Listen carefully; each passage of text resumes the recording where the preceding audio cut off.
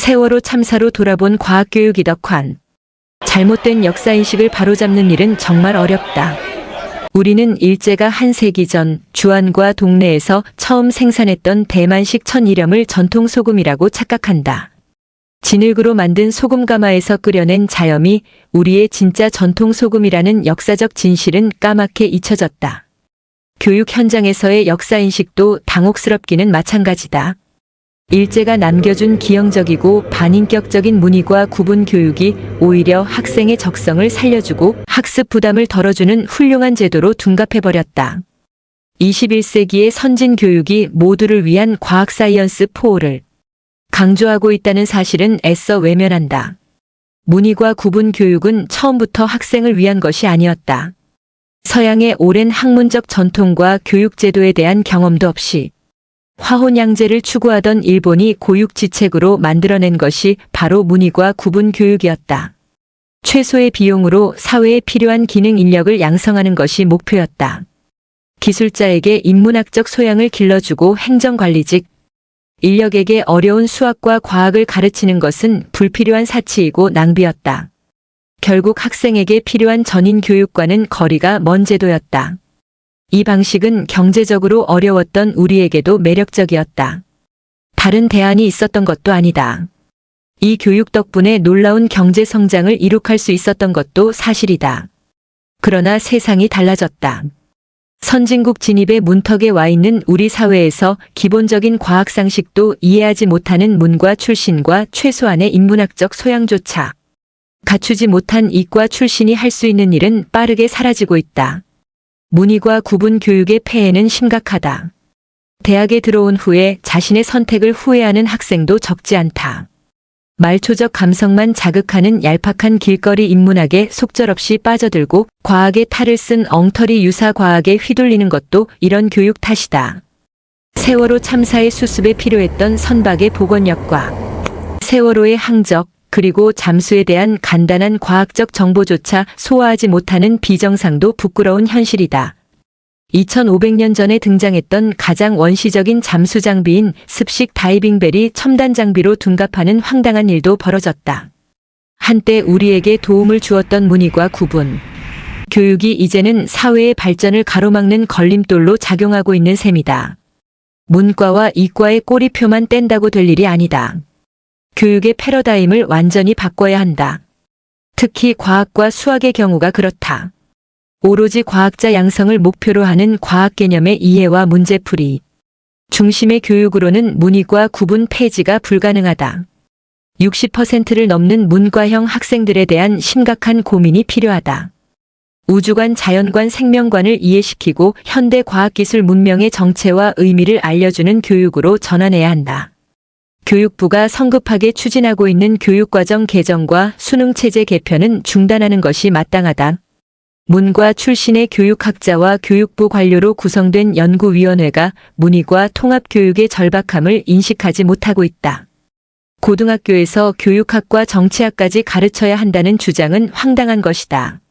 한국사를 포함한 역사 과목은 감춰두고 사회와 과학의 균형을 강조하는 꼼수도 용납할 수 없다.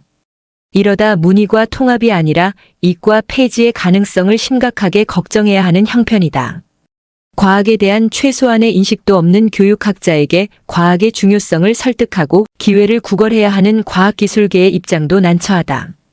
세월호 참사의 혼란을 틈타 밀실에서 만들어지는 교육과정과 수능 개편은 돌이킬 수 없는 재앙이 될 것이다. 빈부격차 고민한 피케티에게서 배울 꺾인 광기 3년 전 필자는 미국의 금융위기 원인과 그것이 몰고 올 파장을 다룬 우리가 아는 미국은 없다란 책을 발간한 적이 있다. 이 책에서 필자가 특히 주목했던 것은 세계에서 가장 중산층이 두껍다고 간주되던 미국에서 중산층이 몰락하고 있다는 사실이었다. 따라서 그동안 미국 하면 떠올랐던 아메리칸 드림이 이제는 더 이상 가능하지 않다는 것을 제시했다. 자수성가의 강력한 가능성을 뜻하던 아메리칸 드림이 무너진다는 것은 곧 극심한 소득 불평등의 심화를 의미한다. 책을 집필할 당시 사라지는 미국의 중산층과 소득 불평등의 심화를 적나라하게 보여주기 위해 인용한 학자들이 각각 파리 경제학교와 버클리 캘리포니아 대유시 버클리 교수였던 피케티와 사해즈였다. 사해즈 교수의 버클리대 홈페이지에서 구한 두 사람의 연구 논문과 자료는 너무나 체계적일 뿐만 아니라 세심하게 집적된 것이어서 커다란 충격으로 다가왔었다. 그들의 연구는 필자에겐 매우 기묘한 것이었다. 그런데 피케티가 바로 그 연구를 확장시켜낸 것이 최근 서양 지식 인사회를 떠들썩하게 만들고 있는 21세기 자본론이다. 이 책은 프랑스와 미국에서 커다란 돌풍을 일으키고 있고 곧 한국에서도 번역된다는 소식이다.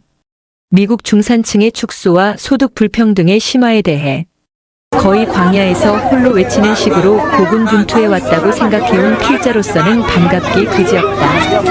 21세기 자본론을 두고 피케티의 주장이 옳다 그르다. 혹은 사용된 자료가 편향적으로 채택되었다는 등 논란이 일고 있다. 논란은 시간이 지나면 학계에서 곧 판가름 날 것이므로 논외로 치고 다만 서양 지식 인사회를 강타한 피케티 신드롬을 보며 느낀 점을 밝히고자 한다. 우선 피케티의 학자다운 면모가 우리 학계에는 보이지 않는다는 점이 매우 아쉽다. 미국 상위 소득계층의 부의 독식과 중산층의 몰락은 누구도 부인할 수 없는 엄연한 현실이다. 이런 현상은 지속적으로 진행되어 왔고 2008년 금융위기 이후 가파르게 심화되었다. 이 현상을 데이비스 캘리포니아 대유시 데이비스의 경제학자 린더트는 올 3월 발표한 논문에서 1920년대 영국 귀족 가문의 이야기를 다룬 드라마 다운턴 애비에 등장하는 하인들에 빗대 현재 미국의 중산층이 그 하인들보다 못한 삶을 살고 있을 정도라고 말했을 정도다. 한국에도 빈부격차 문제가 심각하지만 미국 역시 그 정도로 불평등이 심화되고 있다. 올 2월 초 뉴욕타임스는 다양한 여론조사기관의 조사 결과를 거론하며 금융위기 이후 지속된 불황으로 자신이 더 이상 중산층이 아니라고 생각하는 미국 사람들의 수가 갈수록 늘어나고 있다고 보도했다. 학자 입장에서 이런 엄연한 현실을 무시하거나 경시할 수 없다. 피케티는 바로 그 학자적 민감성과 몰입을 통해 외골수로 한 우물을 파서 많은 사람들의 입에 회자되는 연구 업적을 만들어낸 것이다. 부끄러운 이야기이지만 매우 안타깝게도 한국 학자들에게서는 피케티가 보여준 이러한 끈질김, 절실함, 자기만의 분야를 끈질기게 천착하는 진득함이 결여되어 있는 게 사실이다. 처음에는 관심도 없다가 막상 서양에서 뜨니 갑자기 관심을 보이는 것은 그러려니 할 수 있다. 하지만 그럼에도 불구하고 빈부격차 문제를 가지고 있으면서도 피케티와 그 주장에 대해 진지한 토의조차 없다는 점은 우리 학계의 일천함과 경박함을 보여주는 것은 아닐까? 여왕의 시작과 끝을 함께한 본 윌리엄스 유윤종. 클래식 음악 분야를 전담하고 있습니다. 푸치니 토스카나의 새벽을 무대에 올린 오페라의 제왕 클래식, 비밀과 거짓말 등의 책을 썼습니다. 지난달 19일 영국 엘리자베스 2세 여왕의 장례식에서 연주된 음악 중에는 여왕의 시작과 끝을 함께한 곡이 있다. 작곡가 렐프 본 윌리엄스 1872만 1958가 여왕의 대관식을 위해 작곡한 찬송가 오주께서 얼마나 자비로우신지 보고 맛보라다. 1953년 6월 2일 런던 웨스트민스터 사원에서 여왕의 새로운 시대를 알린 이 곡은 69년 뒤 같은 곳에서 그의 마지막 길에 함께했다. 두 개의 큰 의식에서 본 윌리엄스의 존재감은 여기에 그치지 않는다. 여왕의 대관식에서는 그의 다른 찬송가 지상에 사는 모든 백성들아와 상투스 영광송, 지단조, 미사중 크레도 사도신경, 그가 편곡한 민요 푸른 옷소매 등이 연주됐다. 여왕의 장례식에서는 본 윌리엄스의 교향곡 5번 사막장을 편곡한 로만차가 오르간으로 연주됐다. 영국의 민요와 옛 음악을 깊이 연구했고 엘가에 이어 20세기 초 영국 음악의 부흥을 주도한 작곡가 렐프 본 윌리엄스. 동아일보 DB. 본 윌리엄스는 에드워드 엘가 1857만 1934와 함께 영국의 국민 작곡가로 꼽힌다. 영국의 음악 전통은 오스트리아와 독일, 이탈리아, 프랑스 등에 비해 풍요하다고 보기 힘들었다. 20세기 대중음악의 켈틱 음악 붐에서 보듯 풍요한 민속음악의 자산을 갖췄지만 엘가 이전에는 독일에서 데려온 조지 프레더릭 핸델 게오르크 프리드리히 핸델 1685만 1759을 자국 음악 문화의 대표 인물로 꼽을 정도였다. 엘가에 이어 영국 음악의 부흥을 이끈 본 윌리엄스는 독일어권 음악의 영향에서 벗어나고자 1907년 35세의 나이에 프랑스로 향했다. 스승은 그보다 3살 어린 작곡가 모리스 라벨이었다. 라벨에게 배운 뒤 그는 예전과 완전히 다른 시각에서 예술의 문제들을 바라볼 수 있게 됐다고 말했다. 그러나 그는 프랑스 음악을 모방하지도 않았다.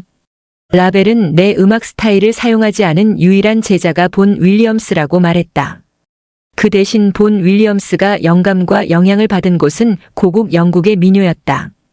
프랑스로 가기 4년 전 그는 영국의 전원을 다니며 시골 사람들이 부르던 노래들을 악보에 옮겨 적었다.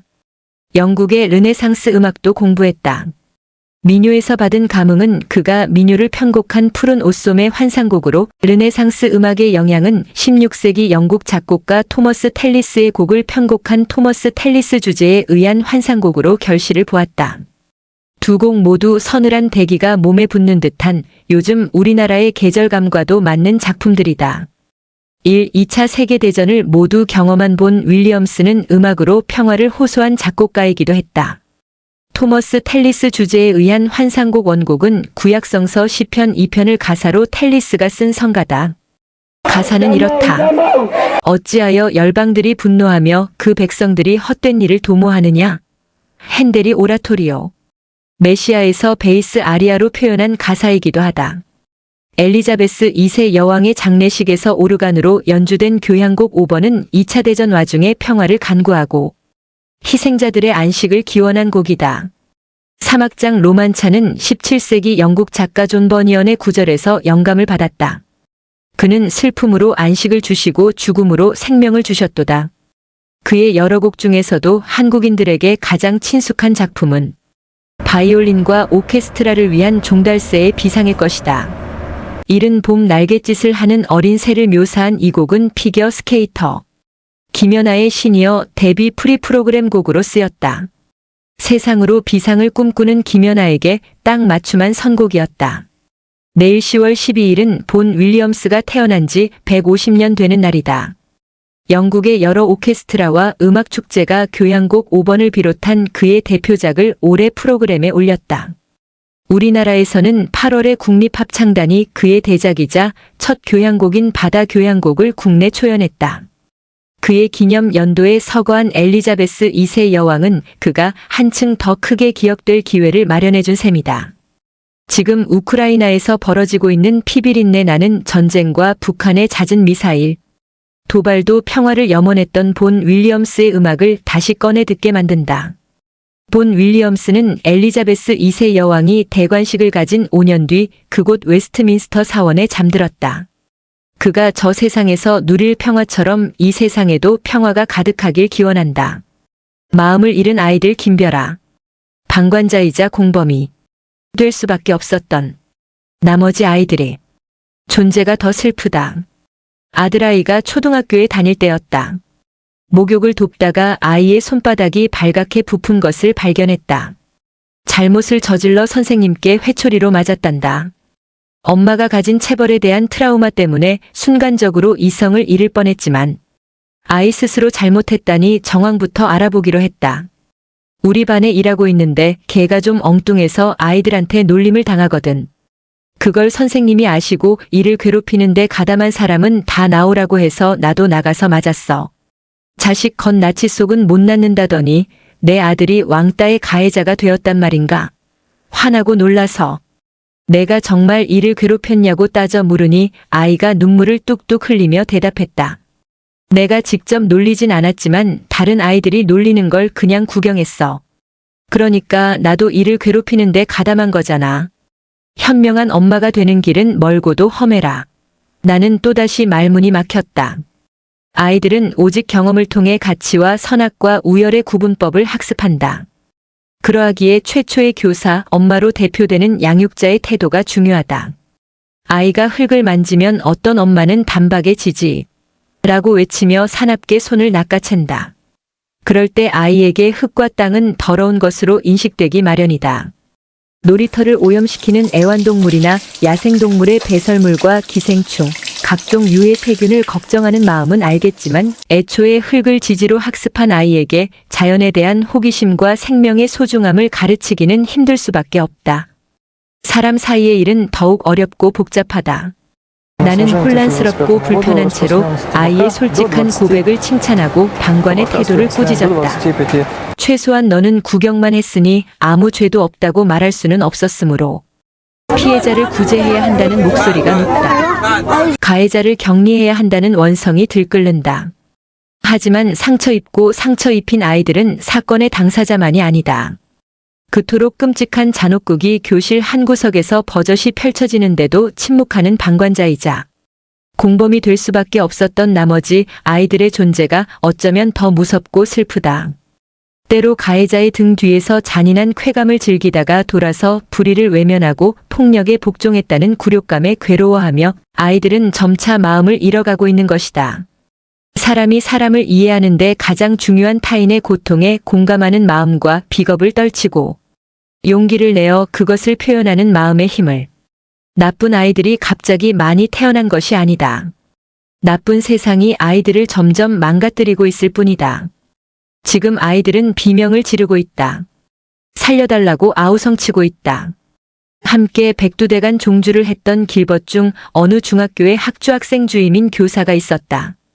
중간고사와 기말고사 때면 그녀는 시르 죽은 얼굴로 도망치듯 산에 왔다.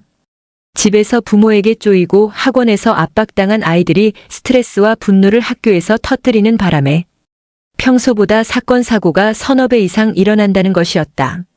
친구를 때리고 물건을 훔치고 유리창을 깨면서 발버둥질해야만 배겨낼 수 있는 압박 속에서 아이들의 일탈은 가학적이자 피학적일 수밖에 없다. 아이들을 어떻게 해야 할지 모르겠어요. 어디까지 껴안고 어디부터 내쳐야 할지 도무지 알 수가 없어요. 아이들이 아프다. 세상이 아프다. 아이들이 마음을 잃었다. 세상이 텅 비었다. 아프고 텅 빈 그들을 징계하고 훈시해봤자 별반 소용없다.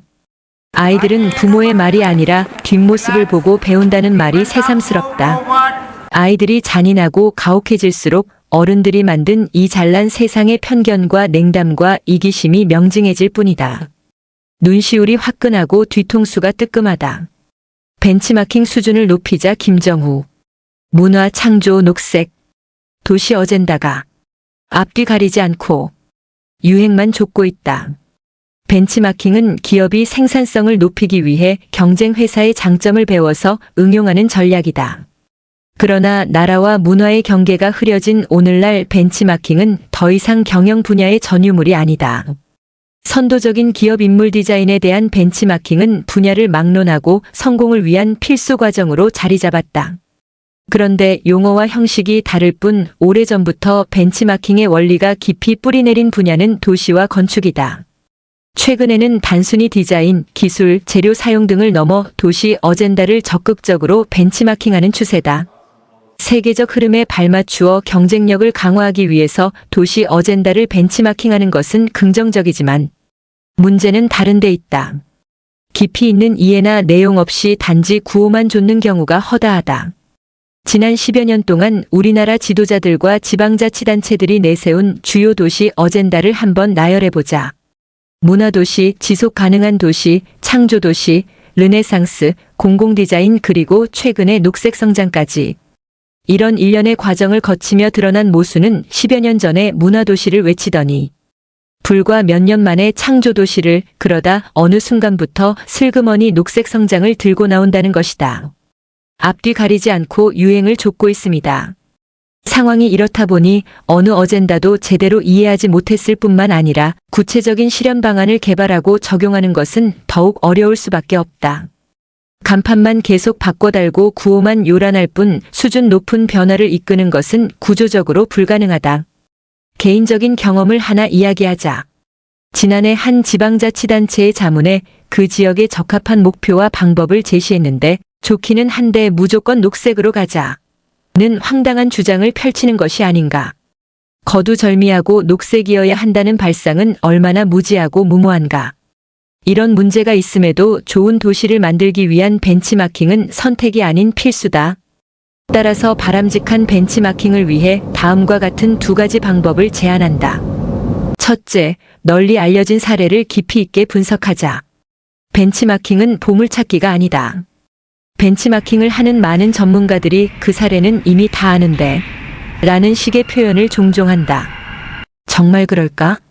벤치마킹은 남들이 모르는 기막힌 무엇인가를 발굴하는 것이 아니라 보편적 성공 사례를 치밀하게 분석하는 작업이다.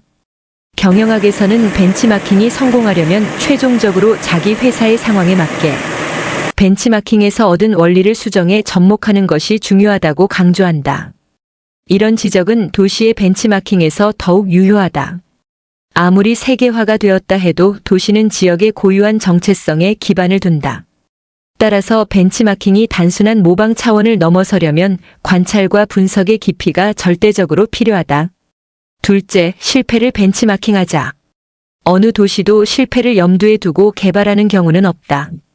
그러나 쉽게 드러나지 않을 뿐 도시 개발은 성공보다 실패한 사례가 훨씬 더 많다.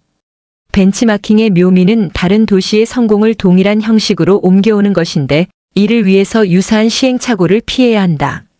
실패를 벤치마킹하는 것은 곧 성공 확률을 높이는 지름길인 셈이다. 그럼에도 여전히 성공 사례의 벤치마킹에만 집착하는 것은 그만큼 실패에 무지하다는 반증이다. 우리는 지금 정보 홍수의 시대에 살고 있다. 도시와 연관해 범하는 오류는 정보를 지식으로 그리고 단순한 사례 조사를 벤치마킹으로 오판하는 것이다.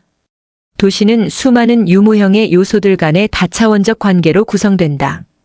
본질을 꿰뚫는 벤치마킹 없이는 껍데기뿐인 경박한 도시를 양산할 따름이다.